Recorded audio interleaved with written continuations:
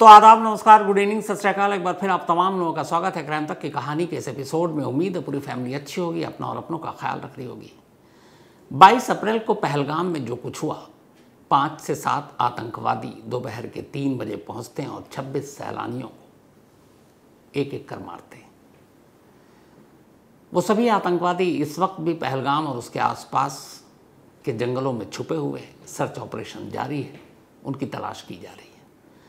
लेकिन सबसे बड़ा सवाल ये है कि इस पूरी साजिश को अंजाम कैसे दिया गया, इस साजिश के पीछे कौन कौन लोग थे, और सबसे बड़ी बात कि जिस टीआरएफ द रेजिस्टेंस फोर्स जिसका जन्म या गठन 2019 में हुआ था, वो है क्या, और क्या सचमुच वही इस हमले के पीछे है, या वो एक शैडो है, एक परछाई है और असली मास्टरमाइंड कोई और है। ये पूरी कहानी और साजिश की पूरी कहानी आपके सामने रखूं उससे पहले एक तस्वीर आपको दिखाता हूं। ये तस्वीर है सैफुल्ला कश्मीरी की। सैफुल्ला कश्मीरी ही वो शख्स है जो इस वक्त टीआरएफ यानी द रेजिस्टेंस फोर्स का मेन बॉस है, कमांडर इन चीफ। ये जो तस्वीर है ये पाकिस्तान की उसके आइडेंटिटी कार्ड से ली गई तस्वीर है।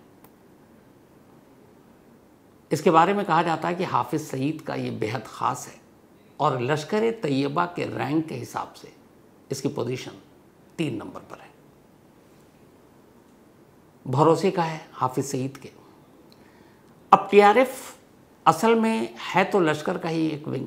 लश्कर को जब बैन कर दिया गया तो अब पाकिस्तान में जितने भी आतंकवादी संगठन हैं उनकी फंडिंग जो करती है वो वहाँ की खुफिया एजेंसी आईएसआई करती है। तो आईएसआई अब चूंकि लश्कर बैन है तो डायरेक्ट फंडिंग तो कर नहीं सकती, पता चल जाएगा, फिर इंटरनेशनली उसको फजीहत झेलनी पड़ेगी। तो आईएसआई भी एक खेल करती है। वो जब कोई आतंकवादी संगठन पे बैन लगता है, एक नया शैडो संगठन या ऑर्गेनाइजेशन खोल देते हैं और वो अब उसको फंडिंग करते हैं। कायदे से फंडिंग हो रही है एलईटी को ही, लेकिन दिखा रहे हैं वो टीआरएफ। और टीआरएफ पे चूंकि अभी दुनिया की नज़र थी नहीं, 22 अप्रैल के बाद अब ज़रूर टीआरएफ पर दुनिया के बाकी संगठनों की नज़र होगी और अब टीआरएफ को भी फंडिंग करना आईएसआई के लिए मुश्किल हो जाएगा। लेकिन क्या सैफुल्ला कश्मीरी ही पहलगाम का विलन है, या फिर वो एक मुखौटा है, एक चेहरा है? असली साजिश करता कौन है?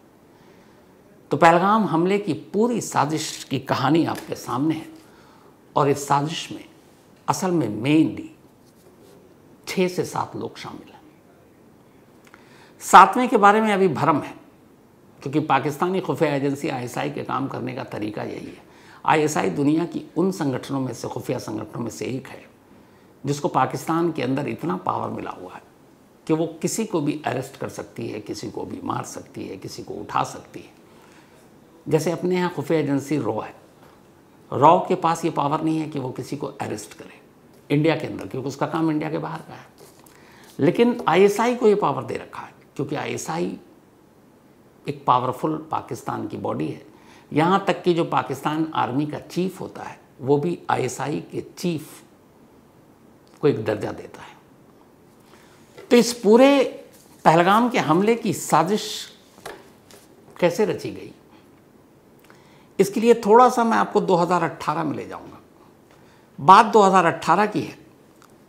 कश्मीर के ही सुंजवान कैंप में एक आतंकवादी हमला हुआ था जिसमें जैश ए मोहम्मद का हाथ था, मौलाना मसूद अजहर के लोगों का। और इस हमले को जो अंजाम दिया था उस वक्त उसके कमांडर का नाम था मियां मुजाहिद। 10 फरवरी 2018 को यह हमला हुआ था। कहते हैं कि इस हमले में जिस तरह से मियां मुजाहिद जो कमांडर जिसका नाम था, ये वही है जैसे अभी सैफुल्ला कश्मीरी का नाम आ रहा है कि टीआरएफ का ये बॉस है और इसी ने पहलगाम में ये हरकत कराई है। सेम उस वक्त मियां मुजाहिद के नाम पर था, लेकिन मियां मुजाहिद एक मोहरा था, जैसे सैफुल्ला कश्मीरी एक मोहरा है। असल में उस वक्त इस पूरे हमले के पीछे जिस शख्स का नाम था वो कोई और नहीं बल्कि तब पाकिस्तान में इंडिया डेस्क के इंचार्ज ब्रिगेडियर आमिर हमजा थे। हर देश में इंटरनेशनल एक डेस्क होता है जो उन देशों के ही ऊपर सिर्फ उनका फोकस होता है। तो वैसे ही पाकिस्तान में उनका एक अपना एक डेस्क है जो जॉइंट इंटेलिजेंस ब्यूरो के तहत आता है और इस डेस्क का एक हेड होता है। 2018 में इस डेस्क के हेड हुआ करते थे ब्रिगेडियर आमिर हमज़ा, ये उन्हीं की तस्वीर है। ब्रिगेडियर आमिर हमज़ा जब पाक सेना से रिटायर हुए तो इसके बाद 24 जून 2017 को एक हथियारबंद शख्स ने ब्रिगेडियर आमिर हमज़ा को गोली मार दी और उनकी मौत हो गई। उसके बाद से अब पाकिस्तान में एक रूल बना, रूल क्या रिटन में नहीं है लेकिन ऑफ द रिकॉर्ड, कि पाकिस्तान में इंटरनेशनल डेस्क इंडिया का जो भी हेड होगा उसको ज़्यादा पब्लिकली दिखाया नहीं जाएगा, उसकी तस्वीर सामने नहीं होगी। और इस वक्त जो पाकिस्तान में इंडिया डेस्क को देख रहा है, जॉइंट इंटेलिजेंस ब्यूरो के तहत जो हेड होता है वो ब्रिगेडियर का पोस्ट ज़रूरी है। तो इस वक्त हैं ब्रिगेडियर खालिद शहजाद। पहलगाम के हमले से ब्रिगेडियर खालिद शहजाद को कहीं से भी आप किनारे नहीं कर सकते। इस हमले के तार ब्रिगेडियर खालिद शहजाद से जाकर जुड़ेंगे ही जुड़ेंगे। क्यों जुड़ेगा? उसकी वजह ये है कि पाकिस्तान में जितने भी आतंकवादी संगठन हैं वो अपने बलबूते पे काम नहीं करते, चाहे लश्कर हो, चाहे जैश हो, चाहे कोई और हो, यहाँ तक कि डी कंपनी। इनको घूम फिर कर कुछ पाकिस्तानी सेना और पाकिस्तानी ISI के पास जाना पड़ता है। तो पहलगाम की साजिश कुछ यूँ बुनी गई कि जो इंडिया डेस्क का हेड ब्रिगेडियर खालिद शहजाद, कश्मीर में आर्टिकल 370 हट गया, टूरिस्ट आने लगे, टूरिज़्म शुरू हो गया। पाकिस्तान को बेचैनी हुई कि ये कैसे हो रहा है। जम्मू कश्मीर के स्टेट का दर्जा भी छीन लिया गया लेकिन कुछ उलट पलट तो हो नहीं रहा है। तो अब ये हुआ कि कुछ करो कुछ करो, और ये इशारा मिलता है इंटरनेशनल डेस्क जो इंडिया का हेड होता है, वहाँ से ये पहली शुरुआत होती है। लेकिन चूंकि ब्रिगेडियर का पोस्ट ऐसा होता है कि ये फील्ड में नहीं होता, ये ऑफिस में बैठा होता है, तो असली काम होता है मेजर का, जो इंटरनेशनल डेस्क के अंदर काम कर रहे होते हैं। कई मेजर होते हैं जिनका काम ये सिर्फ इंडिया पे फोकस करना। तो ऐसी एक मेजर को इंडिया डेस्क के तहत इस काम पर लगाया गया कि देखो 2019 के बाद कुछ हुआ नहीं है, कुछ करो। अब उसने काम करना शुरू किया, लेकिन वो कैसे करेगा? तो वो वहाँ के आतंकवादी संगठन के साथ बातचीत करता है। इस वक्त पाकिस्तान में सबसे पावरफुल आतंकवादी संगठन वही बैन आतंकवादी संगठन LET यानी कि लश्कर-ए-तैयबा है, जिसका बॉस है हाफिज सईद। तो अब मेजर हाफिज सईद से मिलता है। कैरेक्टर आप देखिएगा, शुरुआत होती है एक इंटरनेशनल डेस्क के मेजर से।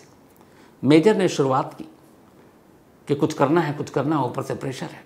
अब वो पहुंचता है हाफिज सईद के पास, क्योंकि वो सबसे पावरफुल शख्स है। हाफिज सईद से जाकर कहता है कि कुछ प्लान करो, कुछ प्लान करो। हाफिज सईद कहता है ठीक है मैं करता हूँ। अब हाफिज सईद का संगठन बंद है, एक शैडो ऑर्गेनाइजेशन शुरू हो चुका, TRF।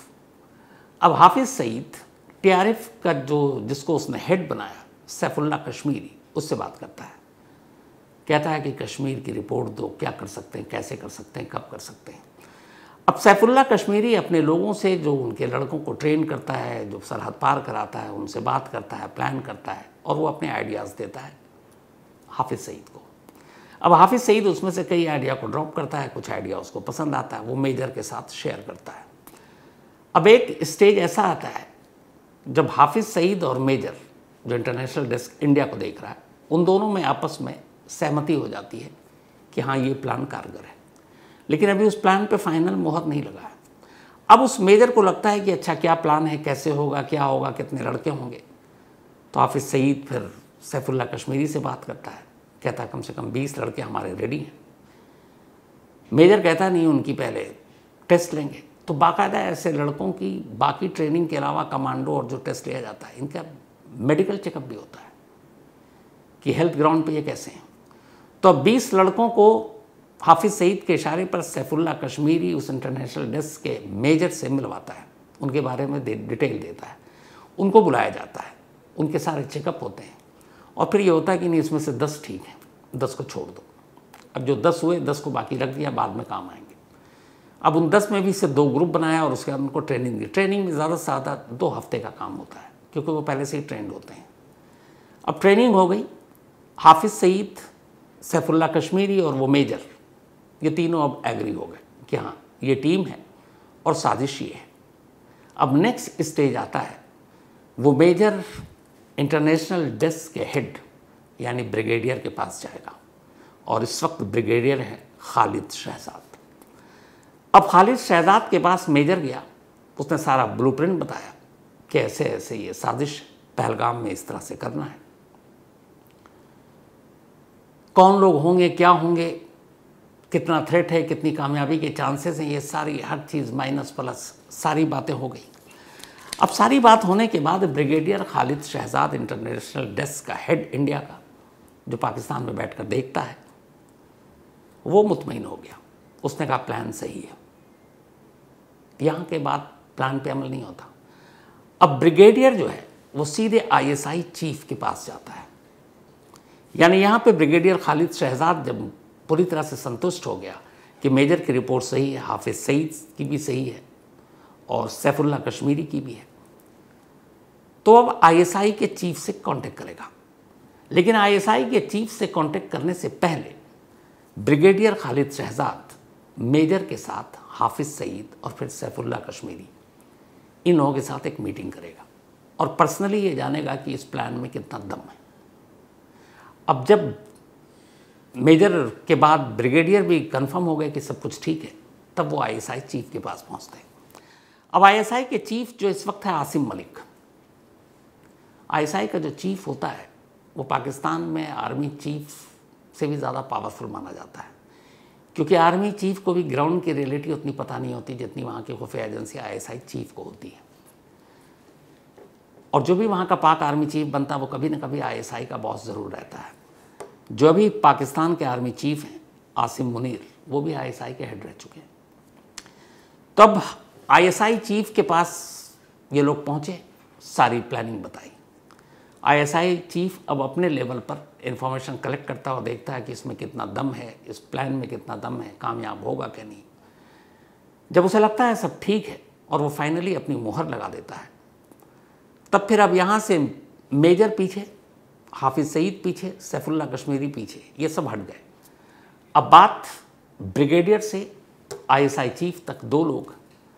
अब ISI chief Pakistan army chief को कांटेक्ट करता है, जो इस वक्त आसिम मुनीर है।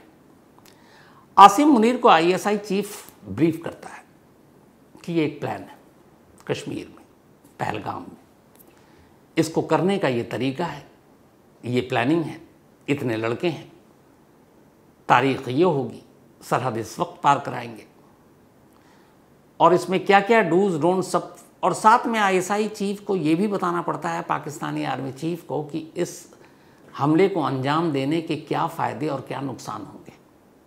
इस सारी चीज़ें उसको ब्रीफ करनी है। अब पाक आर्मी चीफ को आईएसआई चीफ ने ब्रीफ कर दिया। आर्मी चीफ को लगा कि बिल्कुल सॉलिड प्लान है। आर्मी चीफ अब उसमें अपनी मुहर लगाता है।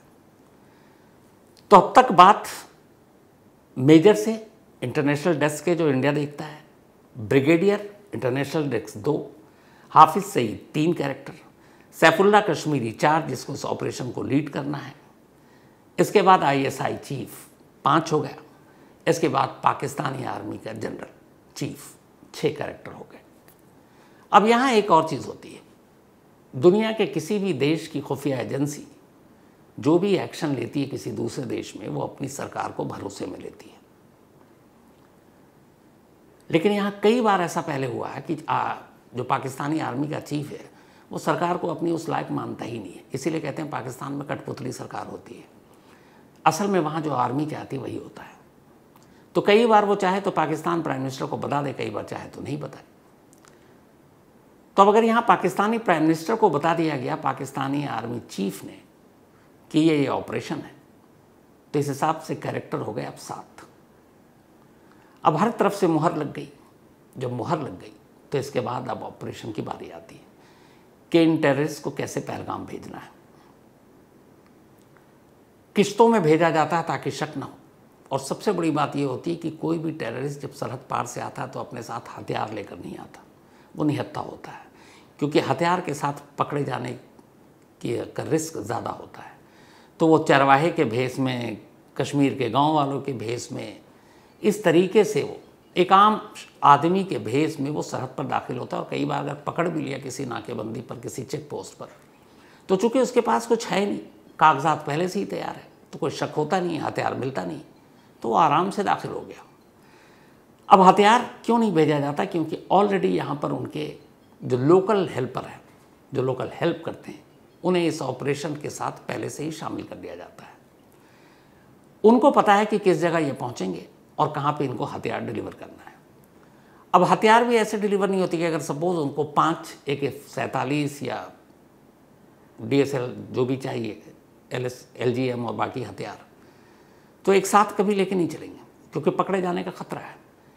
वो एक हथियार के 4 टुकड़े करके असेंबल कर देते हैं और उसी हिसाब से ये पहुंचाते हैं ताकि कहीं पकड़े भी गए तो एक पार्ट अलग, एक पार्ट अलग, कई लोगों को पता ही नहीं है। तो अब ये हथियार भी पहुंचा दिए गए किश्तों में।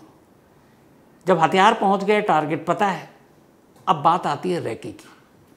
तो जो टेररिस्ट, जो ग्रुप, जो मॉड्यूल इस ऑपरेशन को अंजाम देने वाला है पहलगाम के अंदर, वो खुद कभी रैकी करने नहीं जाएगा क्योंकि पकड़े जाने का डर है। वो जंगल में करीब जाकर अपना ठिकाना बना चुका है, वहीं बैठा हुआ है। अब जो उसके लोकल सपोर्ट हैं, वो लोकल सपोर्ट रैकी करेगा उस जंगल पे जहाँ वो छुपे हैं, वहाँ से लेकर उस पहलगाम तक। और रैकी करने के बाद वो एक एक चीज़ बताएगा बाकायदा नक्शे के साथ कि मैं इस रास्ते से गया, इस रास्ते पे आया, वहाँ पर इतने थे, वहाँ पे इतने थे, यहाँ पे कुछ रास्ते टेढ़े मेढ़े हैं, यहाँ पे सपाट हैं, इतना वक्त लगेगा यहाँ तक जाने में, इतना वक्त लगेगा वापस आने में। और एक बार नहीं, कई दिन, ताकि कई दिनों में ये पता चलता है कि किसी दिन ऐसा तो नहीं है कि पूरा सीन ही बदल गया हो। तो कई दिनों की रेकी, बारीक से बारीक डिटेल, अब वो उन मॉड्यूल को बताता है जो ऑलरेडी छुपा हुआ है, जिसे असल हमले को अंजाम देना है। अब ये हो गया। इसके बाद तारीख तय के बाद ये लोग निकलते हैं। 22 अप्रैल को हमला करते हैं, गोली मारते हैं और उसी रास्ते से निकल जाते हैं। लेकिन बात इतनी नहीं है, उनका मकसद सिर्फ आकर हमला करना, बेगुनाह लोगों को जान से मारना नहीं था। इसीलिए एक शुरू में मैंने कहा था कि TRF सिर्फ एक शैडो है, परछाई है। असली मास्टरमाइंड कश्मीरी भी नहीं है, जो सैफुल्ला कश्मीरी, यह इनका सिर्फ मकसद ये नहीं था कि ज़्यादा से ज़्यादा लोगों को मारना। ये एक साइकोलॉजिकल वॉर था जिसके लिए ट्रेन करके भेजा गया था। इन सभी को ये कहा गया था कि जब तुम जाओगे और मारोगे लोगों को, बेकसूरों को, तो उनसे उनका धर्म, उनका मज़हब पूछोगे, उनसे कलमा पढ़वाओगे, और जो लोग उसमें से मुस्लिम निकलें, कलमा पढ़ दें, उनको छोड़ देना, और जो हिंदू निकलें उनको मार देना, जो भी नॉन मुस्लिम हो। अब ऐसा क्यों? इससे पहले नहीं किया था इन्होंने, क्योंकि उन्हें मालूम है कि कश्मीर 2019 के बाद से, जब से आर्टिकल 370 हटा, जम्मू कश्मीर के एक अलग स्टेट का दर्जा भी दूसरी तरीके से दिया गया, यूनियन टेरिटरी बना, इलेक्शन हो गए, कोई कुछ नहीं हो रहा है, तो उनके मन में ये था कि कश्मीरी भी अब धीरे धीरे पाकिस्तान से दूरी बना रहे हैं, कश्मीरी नौजवान भी अब धीरे धीरे अपने रास्ते पर चल रहे हैं, और वहाँ अब रोज़गार है, टूरिज़्म है, लोग खुश हैं, और ये टेररिज्म और आतंकवाद से अब दूर जा रहे हैं। पाकिस्तानी आर्मी, पाकिस्तानी ISI, पाकिस्तान के आतंकवादी संगठन LEAT, इन सबको ये बर्दाश्त नहीं था। तो उनका मकसद सिर्फ लोगों को मारना नहीं था, 2 काम करने थे। एक काम ये कि लोगों से उनका धर्म पूछ कर, ख़ासतौर पर हिंदुओं को निशाना बनाओ, और एक वजह ये भी थी कि उन्होंने जो बॉडी कैमरा और अपने हथियारों पर कैमरा लगा रखा, अगर आजकल परसों कभी उस तरह के वीडियो आपको देखने को मिले तो चौंकिएगा मत, क्योंकि ये प्रोपेगेंडा का ही एक पार्ट होगा। लेकिन उससे पहले ही जितने चश्मदीद मिले, उन्होंने बाकायदा बताया कि उनसे उनका धर्म पूछा गया। जिन लोगों ने कलमा पढ़ा उनको छोड़ दिया गया, जिन्होंने नहीं पढ़ पाए उन्हें मार दिया गया। इसका मकसद ये था सिर्फ 2। एक कि जो कश्मीर अब टेररिज्म से दूर जा रहा है, उस कश्मीरियों के अंदर भी इतनी नफरत भर दो इस हरकत से कि देश के बाकी स्टेट और देश के बाकी लोग कश्मीर और कश्मीरी दोनों से नफरत करना शुरू कर दें। आधा काम हो जाएगा, यही उनका मकसद है। क्योंकि जब इस इंसिडेंट के बाद कश्मीर और कश्मीरियों से आप नफरत करना शुरू करेंगे तो क्या होगा अंजाम ये होगा कि जो हाल के वक्त में कश्मीर ढर्रे पर लौट आया, हाल के वक्त में वहाँ के लोग जिस तरीके से अपने रोज़गार, टूरिज़्म पर फोकस है, जब उन्हें लगेगा कि देश ही उनसे नफरत कर रहा है और वो खुद को कटा हुआ महसूस करेंगे, ऐसे में पाकिस्तान उनके पीठ पर हाथ रखेगा, उन्हें थपथपाएगा, उन्हें प्यार देगा, दुलारेगा, कहेगा आ जाओ मेरे पास। तुम्हारे लिए वहाँ कोई जगह नहीं है, तुमसे लोग वहाँ नफरत करते हैं, हम तुम्हें मोहब्बत देंगे। ये एक साइकोलॉजिकल वॉर था और इसीलिए ख़ास तौर पर यह हिदायत दी गई हर टेररिस्ट को कि तुम ज़ोर ज़ोर से धर्म पूछ कर मारना, कलमा पढ़वा कर मारना, जो ना पढ़ पाए उसे मारना। पहला। दूसरा, इसी एक इंसिडेंट के साथ वो ये भी मैसेज देना था कि जब आप धर्म और मज़हब पूछ कर और कलमा पढ़वा कर किसी को छोड़ते और किसी को गोली मारोगे तो बात कश्मीर तक नहीं रहेगी, पूरे देश में जाएगा। और जब देश के अंदर ये बात पहुंचेगी तो फिर कश्मीर नहीं, पूरे देश के अंदर हिंदू मुस्लिम भी होगा। हिंदू मुस्लिम के बीच नफरत बढ़ेगी, खाई बढ़ेगी, हो सकता है कुछ जगह पे लोग एक दूसरे को लेकर हिंसक हो जाए। तो जब ये नफरत बढ़ेगी और बात हिंदू मुस्लिम और बंटवारे तक आ जाएगी तो फ़ायदा किसको होगा? सीधे पाकिस्तान को, क्योंकि पाकिस्तान कभी नहीं चाहता कि इंडिया स्टेबल हो, इंडिया पीसफुल रहे, इंडिया में हिंदू मुस्लिम मिलजुल कर रहे, इंडिया में खुशहाली हो, शांति हो, कभी नहीं चाहेगा। वो हमेशा चाहेगा इंडिया डिस्टर्ब हो, इंडिया में हिंदू मुस्लिम लड़ते रहें, नफरत फैलता रहे और कश्मीर के लोगों से कश्मीर के बाहर के लोग नफरत करें, ताकि उसी नफरत की आड़ में पाकिस्तान कश्मीरियों को अपना बनाने की कोशिश करे और उनको फिर से टेररिज्म की तरफ ले जाए। ये दो मकसद था इस पहलगाम के हमले का और इस पूरी साजिश के पीछे के। इतना ही नहीं, इस साजिश के कुछ और तार थे जो आप में से कितने लोगों तक पहुंचे पता नहीं, आज मैं बताता हूं और एक पोस्टर भी आपको दिखाऊंगा। ये पोस्टर पाकिस्तान में जगह जगह लगे, कश्मीर में भी इसको लगाने की कोशिश की गई 22 अप्रैल के बाद, लेकिन जिन लोगों को चुना गया था इसे लगाने के लिए, जो अब तक ये काम करता था, उनमें से एक, उनका सबसे बड़ा मोहरा कश्मीर से निकलकर सऊदी अरब पहुंच चुका है और वो वहाँ रहता है। बाकी किसी ने पोस्टर लगाने से साफ इनकार कर दिया। ये पोस्टर भी एक प्रोपेगेंडा था। उस पोस्टर में क्या था, उससे पहले आपको 2-3 और चीज़ जो सोशल मीडिया पर चली उसकी रियलिटी बताता हूँ। एक प्रोपेगेंडा चला कि इस ऑपरेशन के बाद पहलगाम में सेना के कुछ लोग पहुँचे और वहाँ पर 2 सेना के अफसर फ़ोन पर बातचीत कर रहे हैं। एक अफसर दूसरे अफसर से कहता है कि साहब मैं मौके पर पहुँच गया हूँ, यहाँ से आतंकवादी निकल चुके हैं और वो बीएसएफ कैंप की तरफ जा रहे हैं, हमें यहाँ से कुछ खोखे मिले और उस खोखे पर इंडियन आर्मी के मार्क है। ये प्रोपेगेंडा करके पाकिस्तान आईएसआई और उसकी आर्मी ये बताना चाह रही थी कि ये असल में आतंकवादी हमला नहीं था, ये हमारी अपनी बनाई हुई साजिश थी। लेकिन वो 2 गलती कर गए। ये कॉल भी उन्होंने सोशल मीडिया पे डाला, 2 जय हिंद भी उसमें बोल रहे हैं, सब कुछ बोल रहे हैं, लेकिन 2 गलती कर गए जिससे ये पता चला कि ये फेक कॉल हो सकता है। कैसे? जो हमारे आर्मी के लोग होते हैं या पैरामिलिट्री के फोर्सेस होते हैं, वो कभी मोबाइल पर बात नहीं करते हैं, उनकी अपनी एक सिक्योर फ़ोन लाइन होती है। ये बेसिक है। ये घर और रिश्तेदारों से आप बात नहीं कर रहे हो, तो अगर वो सिक्योर लाइन पे बात करेंगे आप उनके फ़ोन को रिकॉर्ड नहीं कर पाओगे। ये जो फ़ोन इन्होंने चलाया प्रोपेगेंडा के तौर पर, ये मोबाइल था। 2 अफसर बात कर रहे हैं और ये दोनों पाकिस्तान में ही बैठे हुए पाकिस्तानी आर्मी के लोग हैं, लेकिन शो कर रहे हैं कि ये दोनों इंडियन आर्मी के हैं। और वो बात कर रहे हैं कि साहब वो बीएसएफ कैंप की तरफ गए और हमने खोखे उठा लिए हैं और खोखे पे इंडियन आर्मी का मार्क है, तो उधर से कहा जा रहा है इसको फ़ौरन छुपा लो, ये बात बाहर नहीं आनी चाहिए। इससे एक मैसेज देना कि ये सब कुछ प्लांटेड है, ये उनका मकसद था। लेकिन यहाँ जो पहली गलती ये की वो ये कि ये मोबाइल पर, मैंने जैसा आपसे कहा कि कभी भी मिलिट्री या आर्मी के लोग मोबाइल पे मैसेज नहीं देते, उनके पास सिक्योर फ़ोन लाइन होती है जिस तक उनकी पहुँच भी नहीं है पाकिस्तान की। दूसरी गलती उन्होंने ये की कि यहाँ पे खोखे मिले हैं और उस खोखे पर इंडियन आर्मी के ट्रेडमार्क। ये बेवकूफ़ी और सबसे बेसिक गलती थी, शायद अनाड़ीपने में वो कर गए। उसकी वजह यह है कि कभी भी किसी कारतूस के खोखे पर मिलिट्री, पैरामिलिट्री फोर्सेस इनके या इनके बटालियन के नाम नहीं होते। ऑर्डिनेंस फैक्ट्री जिसने उस कारतूस को बनाया है, उस ऑर्डिनेंस फैक्ट्री के नंबर और नाम होते हैं।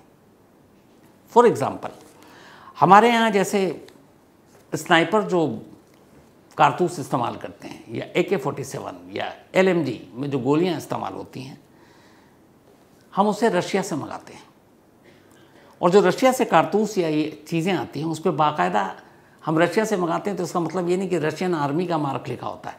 उस पे उस रशियन ऑर्डिनेंस फैक्ट्री के मार्क होते हैं। जैसे रशियन कारतूस मंगाते हैं तो अभी AK-47 में जो यूज़ हो रहा है, जो हमारे यहाँ या स्नाइपर जो यूज़ करते हैं कारतूस, उसके ऊपर लिखा होता है रशिया से मंगाने वाले पर 7.62 mm ऑर्डिनेंस फैक्ट्री का नाम। रशियन आर्मी कभी नहीं होगा, इंडियन आर्मी कभी नहीं होगा। तो इन्होंने दो गलती की, एक प्रचार करने के लिए कि खोखे मिले और दूसरा इस पर इंडियन आर्मी का ट्रेंड मार्क है।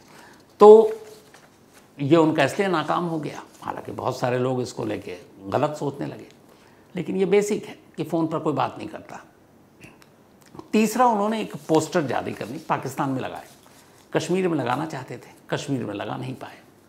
उसमें भी पूरा यही था कि ये सारा प्लांटेड है, जबकि ये पोस्टर का सच उन्हें पहले ही पता चल चुका था और इसीलिए ये पोस्टर कहीं लग नहीं पाया। खुद कश्मीरियों में से किसी ने लगाने की हिम्मत नहीं की। तो इस तरह के भी प्रोपेगेंडा कर रहे हैं ये, लेकिन ये सारे प्रोपेगेंडा उनके इसलिए नाकाम हो गए क्योंकि जिस तरीके से पाकिस्तानी आर्मी इससे पहले भी 2018 या उससे पहले जो कुछ किया, सेम मोडस ऑपरेंडी था। तो हिंदुस्तान पर जब भी इस तरह का हमला होता है, अमूमन उसमें 7 कैरेक्टर जुड़े होते हैं, जो मैंने आपको बताया, और यही 7 कैरेक्टर हिंदुस्तान को लहूलुहान करने की जितनी भी घटनाएं हुई हैं उन सभी में शामिल होते हैं। तो कहानी में आज इतना ही। अब आपसे मुलाकात होगी मंडे को किसी नई कहानी के साथ। वैसे कल संडे है, आप चाहें तो आज तक पर क्राइम कहानी अवश्य हम सुन सकते हैं, वरना मंडे किसी नई कहानी के साथ आपसे मुलाकात होगी। तब तक अपना और अपनों का ख्याल रखिएगा। Thank you very much.